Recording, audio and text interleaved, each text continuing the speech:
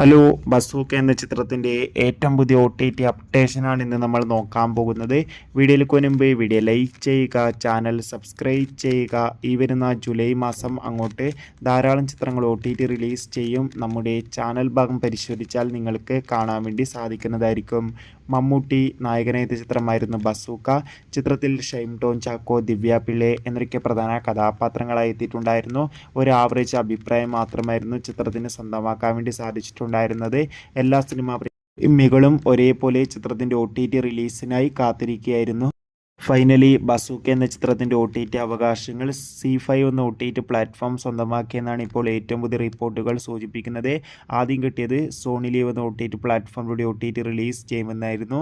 എന്നാൽ ഇപ്പോൾ ഇതാ ചിത്രം ഈ ഒരു ജൂലൈ മാസം തന്നെ ZEE5 എന്ന OTT പ്ലാറ്റ്ഫോമിലൂടെ OTT റിലീസ് ചെയ്യുമെന്ന് ഓൾമോസ്റ്റ് കൺഫേം ആക്കിയിട്ടുണ്ട്. ചിത്രത്തിൻ്റെ OTT റിലീസിനായി നമുക്ക് കാത്തിരിക്കാം. ബസൂക്ക എന്ന ചിത്രം കണ്ടവരുടെ അഭിപ്രായം തീർച്ചയായും കമൻറ്റ് ബോക്സിൽ രേഖപ്പെടുത്തുക. കൂടുതൽ സിനിമാ വാർത്ത